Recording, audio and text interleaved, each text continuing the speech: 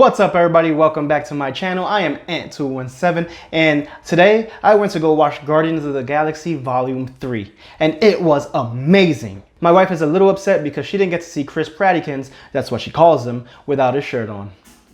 But me, I loved the movie from start to finish. It was exciting, it was funny, it was all the things that I want in a Guardians of the Galaxy movie. I loved the Guardians of the Galaxy since Volume 1, and I realized something. I have not drawn a fan art of the Guardians of the Galaxy. I drew Groot once in the sketchbook, didn't render it or anything, so I'm not counting it. So I'm going to do just that. Today, I'm going to draw Guardians of the Galaxy fan art. But wait, there's more. I'm going to draw them in a post-apocalyptic scene because why not? Right?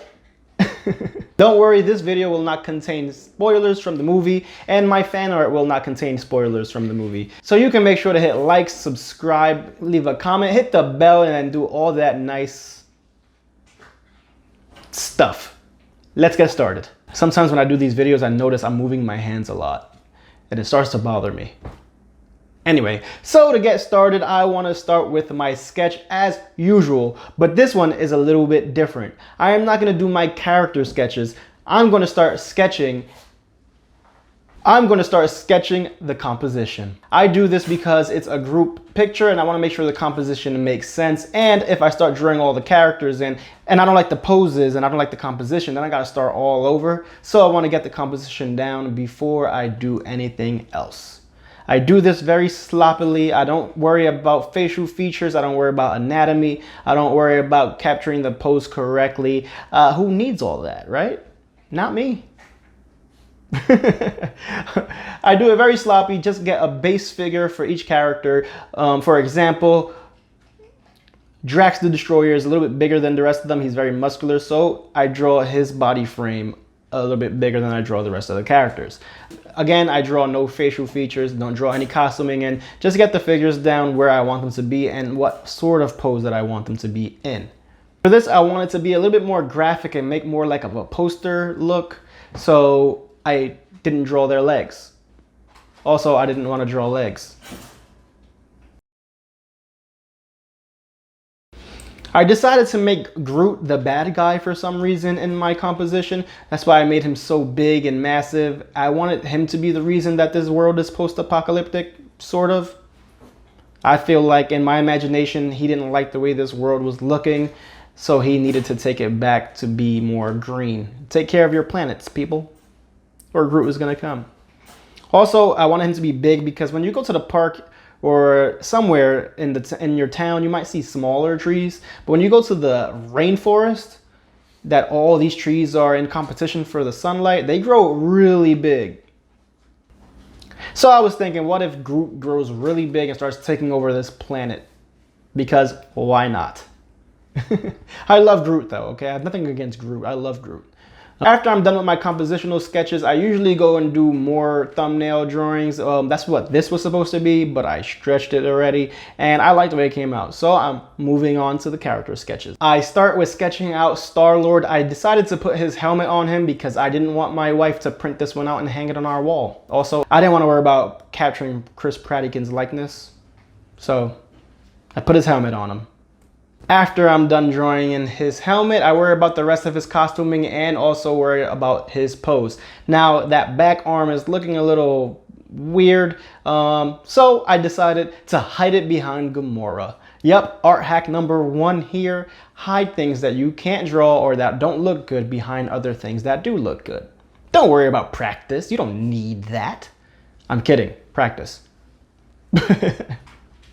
So I hide that arm behind Gamora later, don't worry about it. I do mess with it a little bit more, try to fix it because it looks a little too weird and I need it to look a little bit more, you know, anatomically correct. Anatomically. Let's go. Who says I just color? I don't just color. I create worlds. Speaking of creating worlds, I created my own book. This is Boy Awesome and the Snot-pocalypse. This book is a children's chapter book. It teaches kids how to be a good hero, good friend, how to draw, and how to be awesome.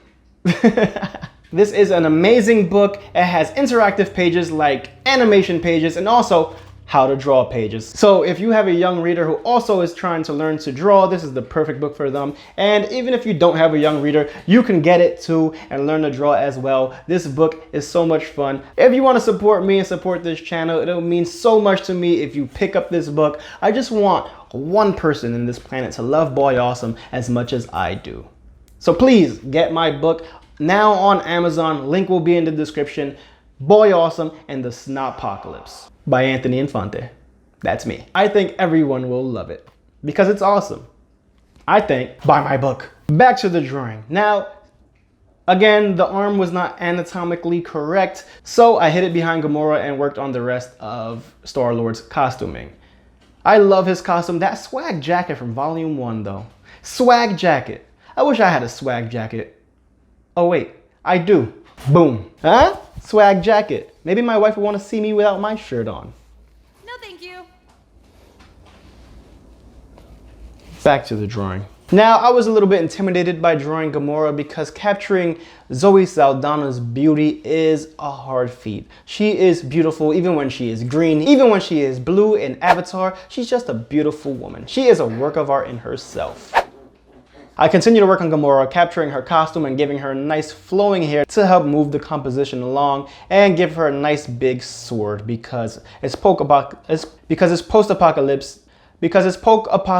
This is not a tongue twister. It's why can't I say it? Because this is a post-apocalyptic world and she needs her sword. Nailed it! First try. I make her a little bit taller and bigger because I feel like it helps the composition, and then I move on to Drax the Destroyer. Drawing Drax was a lot of fun. I love this character. He's not the most complex character to draw because his costuming is, well, he doesn't wear a shirt. Nope.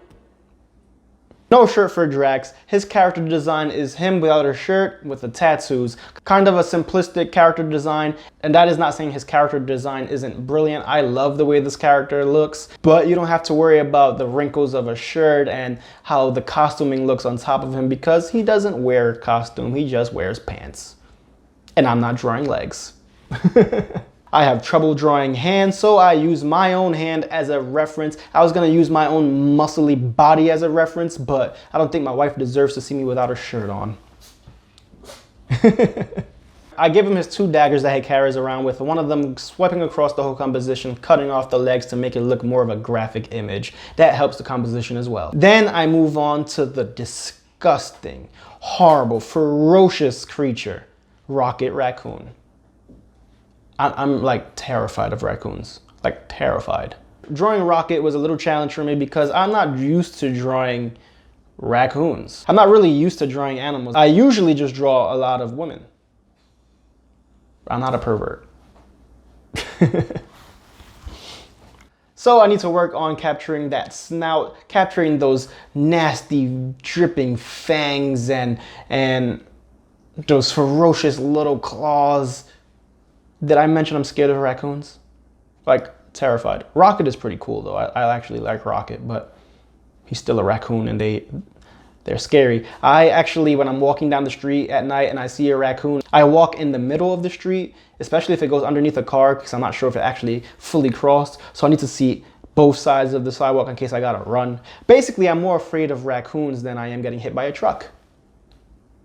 After I draw this ferocious creature, I move on. Now for Groot, I kind of already sketched him out during the compositional phase, and I feel like fleshing out Groot's look will be more in the rendering phase because I need to make him look more like a big piece of wood. I'm not a pervert. I need to make him look more like a tree. So I feel like that will be done more with texturing and coloring and painting. So I move on to inking. I start by inking Star-Lord. I use a combination of thick and thin lines as usual. I ink all the characters using thicker lines where there's shadow, like underneath the chin or on the boobs of Drax the Destroyer. And I use thinner lines where I think lighting will be. So when you do this step of inking, it's good to know where your light source is coming from. That's why I sketched out the scenery in the background. But if you didn't do that already, don't worry about it. Just eyeball it and think about where you want your lighting to be coming from. Just have it in there. And as I mentioned earlier, I'm going to hide the arm of Chris Pratt or Star-Lord behind Gamora. So I do this by making a layer mask and using the mask to cover where Gamora would be. Remember to keep your inks in separate layers. I move on to inking Drax and Rocket Raccoon. I'm scared of raccoons. Nobody freeze frame those faces. After I'm done with all the inking, then I do the flat colors. And to be honest, the flat colors are pretty easy. There's nothing to it but to do it. I use my color picker and select the colors from references and just use the paint bucket to splat them inside the inks. Make sure you separate the colors on different layers. So the jacket layer, swag jacket, will be the red layer or jacket layer. Then I put the color of his hair on another layer, the color of his skin on another layer, and so on and so forth. However, I did put all of the helmet colors in one layer just because I am lazy. This will change how I render the helmet. Now I'm going to move on to the rendering. As I mentioned earlier, rendering the helmet is going to be a little bit different than I am usually rendering things. I make a new layer on top of the helmet layer, set it to a multiply layer, get a brush, set it to about a darker gray, lower the opacity of that layer, and just paint over the helmet as I would do normally when I'm rendering. Using this technique makes everything underneath appear a little bit more dark. It makes it appear like a shadow. Now, this is not my favorite technique of rendering because you don't have the same control picking your colors. Usually I like to pick my shadow colors and make them a little bit more saturated or whatever it is I need for that drawing.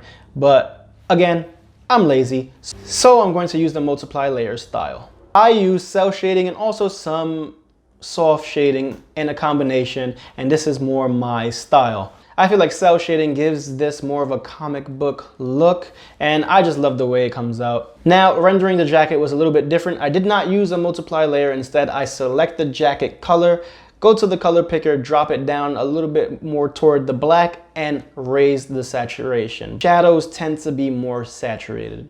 But I go about rendering it pretty much the same, using layer on top of layer in this cell shaded form, and then adding some light on another layer as well, making his jacket truly, truly swag. I'm so cool. When I'm done rendering Star-Lord, I move on to Drax the Destroyer, and I know some of you are thinking, what happened to his tattoos? I'm going to put in his tattoos after I render him because it's just easier to render that way. So I go about rendering him pretty much the same. I use a cell shaded look, and then I add his tattoos. Now I found an image online of his tattoos instead of just drawing them because I'm lazy. I go to Photoshop, remove the white background on the tattoos, turn the tattoos to a red color, set it to a multiply layer, and splat it on top of the rendered layers. This makes it that the tattoos also have the same rendering as the body underneath the tattoos. Also, play with that opacity level and see what it is that you like. This is about preference, what you think looks good, and I like the way it came out. His tattoos are awesome. Remember, use the liquify tool to make sure that the tattoo is following the contour of his body, and it makes it look more natural. I move on to rendering Rocket Raccoon, which was a lot of fun because I had to use textured brushes to make his hair look like, well, hair. He's a furry creature, a furry ferocious beast. So I had to use those textured brushes to make it look like more like hair. So I render him pretty much the same way, but I use my hard airbrush because I feel like it gives it a more hairy look, and then I also add another layer on top of the rendered layer, set it to overlay, lower the opacity, and that's when I play with the textures and make it look more like fur. Now I move on to Groot, who had to be my favorite character to render because of all the textures. Again, I had to make him look like a giant tree, so I used textured brushes, and for that I moved over to Photoshop because I just feel like they have a lot more brushes that I can choose from. Kyle's brushes are outstanding, and there's so many. He even has a wood brush. I did use the wood brush, but I also used a bunch of other different textured brushes to try to capture that wooden look. And then I went back into Clip Studio Paint and added more inks to his inked layer just to get more of a wooden look to him. So he has that cell shaded look from my regular rendering style, and he also has this texture to him. And I think he came out great. Now, I don't think I'm capturing that he's the bad guy, and that's okay. he still looks pretty awesome. Also, I added some foliage to him, some bushes, and also, look at that beard though. I know it's grass and leaves and stuff, but it looks awesome. I think it looks like a pretty cool greenish beard. I didn't put it all over the chin because I didn't want it to make it look too obvious. Just wanted to add a little bit of it to the drawing to make it look more complete. I draw in some buildings and make them look a little bit worn down with some vines all across them like Groot has overtaken them. And I move on to some of my finishing touches. One of the most tedious things I do in my art is changing the black lines, the black ink layer, into colored lines. I do this by making a clipping mask above the inks and selecting the eyedropper tool, selecting the color closest to that ink, making it just a little bit darker, and then coloring the line. Now, in some cases, I do capture the exact color next to the ink just to make it look like the inks are not even there, and it kind of looks like lineless art. But I use a combination of both. That's just my style. I like the way that comes out. I like the way that looks. You do what you want. After I'm done bringing color to all the inks, I add some finishing touches to the piece and give the final piece a vignette. It makes it look more cinematic. And here it is, my Guardians of the Galaxy fan art in a post-apocalyptic. Why can't I speak? Here is my Guardians of the Galaxy fan art in a post-apocalyptic. And here it is.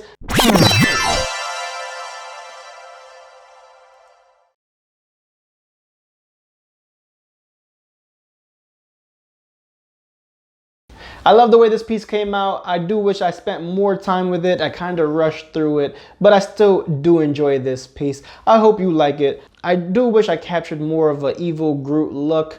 Can't just add a scar to a character and make him look evil, can you? Oh, I did that. I tried to do that. Anyway, let me know in the comments down below if you like this piece. Let me know if you like the concept. Let me know if you watched the movie. Did you love it? I loved it. Hit subscribe, hit the bell, leave a comment, like, all that good stuff. And remember, I'm awesome. Thanks for watching.